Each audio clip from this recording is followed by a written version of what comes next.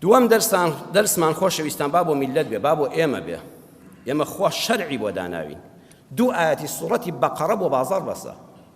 الذين يأكلون الربا لا يقومون إلا كما يقوم الذي يتخبطه الشيطان من المس ذلك بأنهم قالوا إنما البيع مثل الربا وأحل الله البيع وحرم الربا فمن جاءه موعظة من ربه فانتهى فله ما سلف وأمره إلى الله ومن عاد فأولئك أصحاب النار هم فيها خالدون يمحق الله الربا ويربي الصدقات والله لا يحب كل كفار أثيم. سورة البقرة آية 275 لەگەڵ 276 کۆمەڵە مەشهەدمان نیشان دەدا.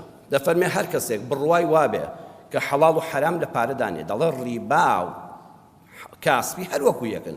تۆ پارە دەدەی و شت دەفرۆشی و قازانج دەکەی، منیش پارە دەم و زیاد وەردەگرمەوە، هەر پارە زیاد وەرگرتنە.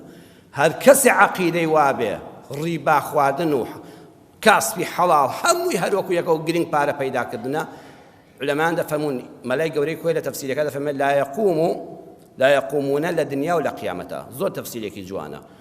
لە ڕۆژی قیامەتە کە لە قەبر دێنە دەرەوەوانە وەکو شێتیان لێ هاتووە، وەکو شێت کەف دەچڕژێن و بە هەر چوار لەوەی خۆیاندا ڕادەکەن و بەسەری خۆیان دەکێشن و مەژغوڵن و قسە دەبزڕکێن و هاوار دەکەن. لە دنیاژدا سەیری ڕیباخۆرەکان کە ها کە لیان دەقەومێ و پاریان دەخورێ و هیچیان نامێنێت چۆن هاوار دەکەن، مشەوەش دەبن، وەڕز و بێتاقەتن، لەم لا ڕادەکەن بۆ لا لەو لا ڕادەکەن بۆ لا قسە دێن و دەبن، یعنی بۆ خۆشیان نازانن خەریکی چن. ئەوە یەکەم نیشانەیانە. لە دنیا و لە قیامەتە وەکو شێتیان لێدێ، وەکو شێت لە دنیادا شێت دەبن، تووشی نەخۆشی خراپ دەبن، ماڵوێران دەبن.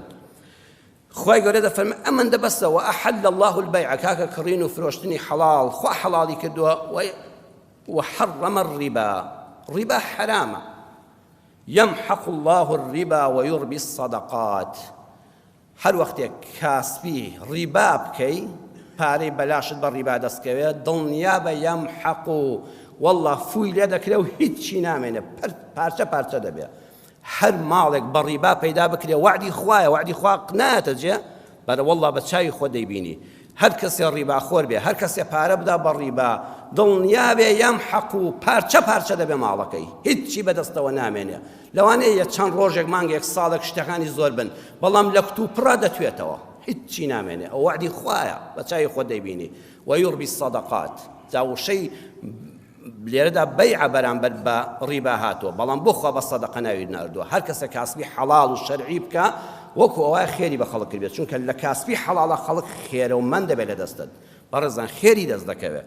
بۆیە ئاگال لێبێ ئەمجا هەر کەسێک ڕیبا بە حەڵاڵ بزانێت جێگەی جەهەنەمە بە یەکجاری.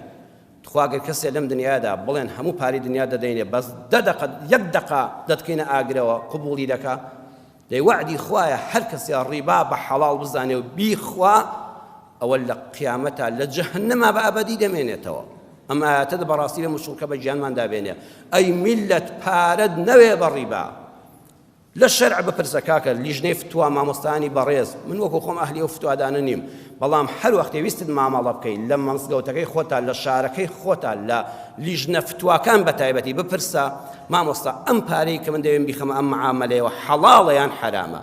کەوتی کاکە حرامە، پرس بە کەسی تر مەکە، بڕۆ لە ماڵی خۆتا دانیشە، بە کەمێکی حەڵاڵی دڵنیایی خۆت ڕازی بە، با خەڵک ئاوا پارەکان بۆ نەخوا، با قیامەتیشن نەسووتێ.